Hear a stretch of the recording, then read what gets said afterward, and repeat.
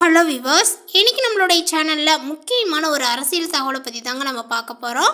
இன்னைக்கு பார்த்தீங்கன்னா விஜய் அவர்கள் போட்டியிடக்கூடிய சட்டமன்ற தொகுதி எது அப்படிங்கிறது குறித்து தான் இந்த தகவலாக இருக்க போகுது.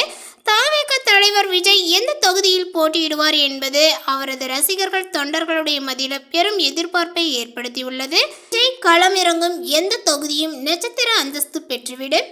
அப்படி இருக்க விஜய் தங்களுடைய தொகுதியில் போட்டியிட வேண்டும் என்று கட்சி நிர்வாகிகள் விருப்பம் தெரிவித்து வருகின்றனர். மதுரை மாவட்ட நிர்வாகிகள் இன்னும் ஒரு படி மேலே போய் பார்த்தீங்கன்னா போஸ்டர் அடித்து ஒட்டிவிட்டனர்.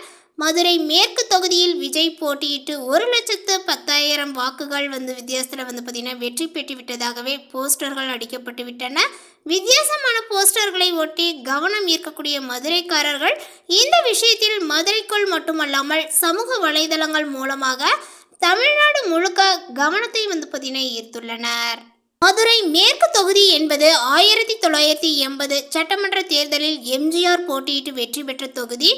எம்ஜிஆரை பின்தொடர்ந்து சிறைத்துறையில் இருந்து வரக்கூடிய விஜயும் அவர் பாணியிலான அரசியலையே முன்னெடுத்து வருகின்றார்.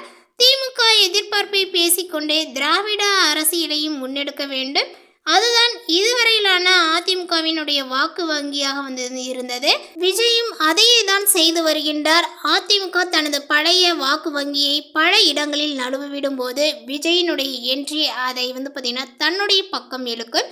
குறிப்பாக எடப்பாடி பழனிசாமியினுடைய கைக்கு கட்சி சென்ற பின்னர் டிடிவி தினகரன், ஓபிஎஸ், சசிகலா ஆகியோர் வெளியேற்றப்பட்ட பின்னர் தென் மண்டலங்களில் அதிமுக ஆட்டங்கள் பார்த்தீங்கன்னா கண்டு வருகிறது. இந்த நிலையில் தென் மண்டலத்தில் பார்த்தீங்கன்னா விஜய் களமிறங்கினால் அது அவருக்கு சாதகமாக இருக்கும் என்கின்றார்கள். மதுரையை புறக்கணித்த விஜயகாந்த் மதுரையை சேர்ந்தவர் என்றாலுமே விஜயகாந்த் ஒரு முறை கூட தென் மாவட்டங்களில் போட்டியிடவில்லை.